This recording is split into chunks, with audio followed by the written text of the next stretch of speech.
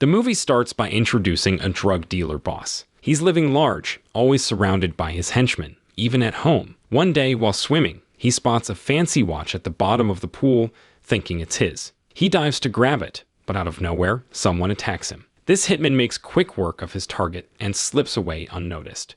Long story short, the hitman, Arthur Bishop, goes back to his unique home, reachable only by boat. He's not just about killing, he's all about making it look like an accident. Like the guy he got rid of earlier, who people believe drowned because of cramps while swimming, as per the newspapers. The following day, Bishop headed to a cafe to meet an old man named Harry McKenna, one of the leaders in their organization. They've known each other for ages, and that day, they had a casual chat about various things, including Harry's son, Steve. It was clear from their talk that despite Harry's high position, he felt disappointed in his son. After receiving a payment for his last job, Bishop decided to spend some time with a woman in town. Interestingly, she had no idea who Bishop really was. The next morning, Bishop opened up a secret website, but he was in for a shock because his next target was none other than Harry himself. He made a call to the company to set up a meeting about this mission. Soon after, a top official from the data company named Dean got on a private jet. Dean was one of two high-ranking officials at the company where Bishop worked. He accused Harry of leaking information about an operation in a place called Chapton, which led to the deaths of 5 company hitmen. According to Dean, only he and Harry had the details of the project, and there were also billions of funds in Harry's account, supposedly from selling mission info about Chapton. Dean knew Bishop had a close relationship with Harry, so he asked Bishop to take care of Harry. If Bishop refused, Dean threatened to hire someone else. When Bishop got back home, he seemed unsure, but eventually he decided to call Harry, who was still at the office. He urgently told Harry to leave the building because Dean and his crew were on their way. Harry followed all of Bishop's detailed instructions, managing to escape and reaching the basement without any security guards noticing. Soon after, Bishop was waiting for him there. When Harry saw Bishop along with his damaged van, he realized he was the target. It might look like a robbery in the news the next day. Harry even pulled out a gun and fired some bullets into his own car. He mentioned that he'd rather die at the hands of his former student, Bishop, than anyone else, and gave Bishop a weapon as a final goodbye. On the day of Harry's funeral, Bishop met his son, Steve. Steve didn't seem too upset about his father's death. Bishop offered to take him home. Unfortunately, Harry didn't leave any money for his son, and his house was about to be taken by the bank. But Steve had a plan to get back at those he thought might have killed his father by going after car thieves that night. He nearly killed one of them out of revenge. That's when Bishop stepped in to stop him, so Steve wouldn't get in trouble with the police for murder.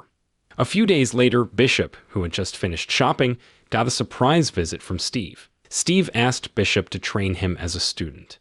Bishop hadn't really repaid the favor to Harry, and Steve saw this as a way for Bishop to do so by teaching him the ropes of being a hitman. However, Bishop turned down the request. When Bishop returned home, he couldn't shake off the regret he felt about what happened the day before. To make amends for his actions, he called Steve and arranged to meet at an animal sanctuary the next morning. There, among the dogs, Bishop shared some valuable insights about being a hitman, like the importance of knowing your targets inside out. He even gave Steve a dog, with the condition that they go for coffee at a cafe every morning at 7 a.m. for a month.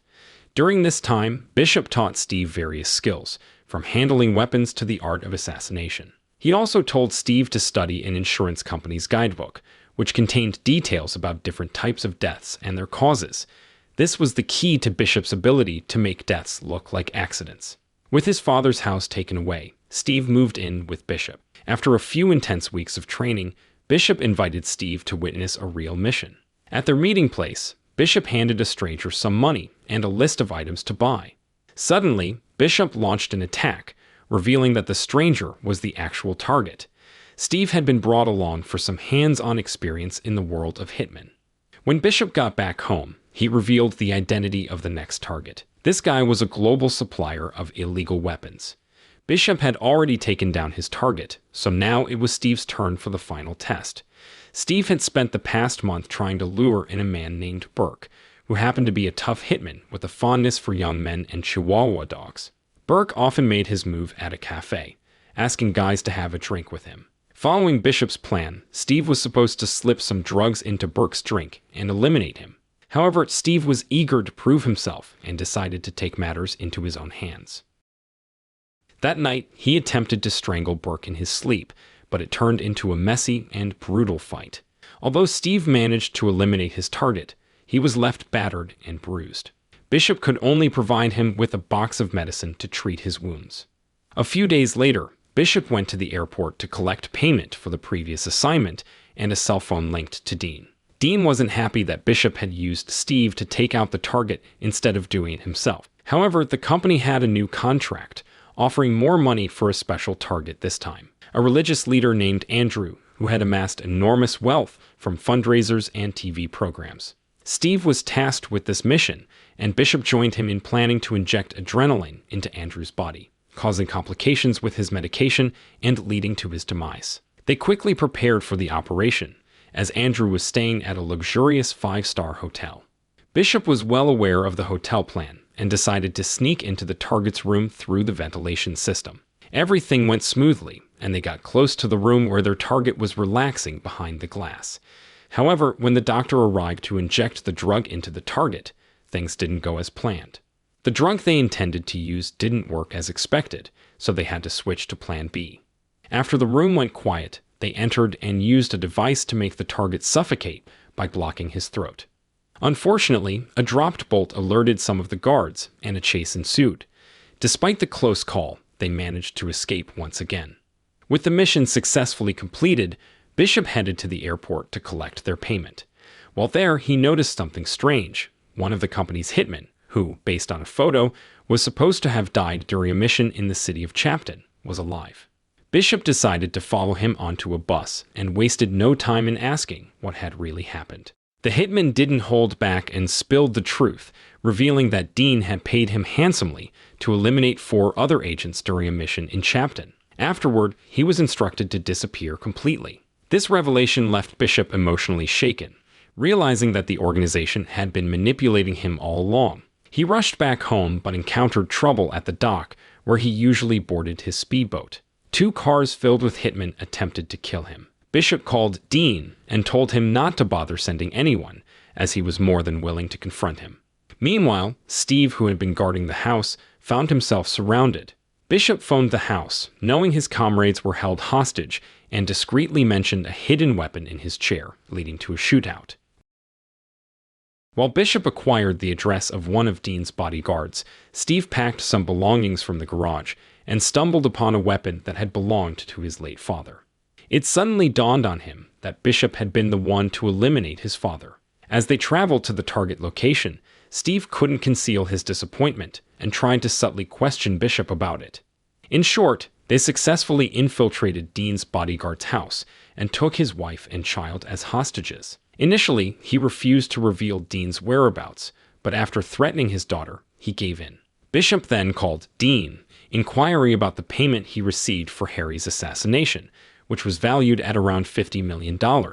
Dean offered him $10 million to abandon his revenge plans, but Bishop declined. In a twist, Dean realized that Bishop's call came from a floor above and suspected he was in the same building, prompting his group to leave by car.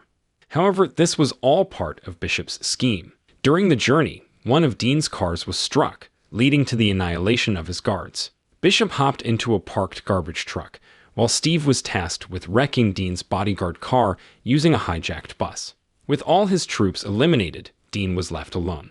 They ruthlessly executed Dean, marking the completion of their revenge mission. On their way back, Bishop invited Steve to join him, and the 2 of them started to get along. However, when Steve found his late father's gun in the back seat, Bishop realized what had happened. Not long after, they made a stop for gas and asked Bishop if he had any last wishes before he went into the store. Afterward, Steve, who's a car enthusiast, headed back home to get Bishop's antique car. However, shortly after driving off, he discovered a piece of paper on the passenger seat, and suddenly, the car blew up. Watching the gas station's security footage, they found out that Bishop had managed to avoid the explosion and faked his death, catching Steve by surprise. Right from the start, Bishop had anticipated that Steve would take his car and had planted a bomb, showcasing Bishop's skills in outsmarting his targets. The moral lesson from the story is that seeking revenge can lead to a destructive cycle that brings more harm than good. It illustrates how vengeance and violence can escalate, causing suffering for everyone involved.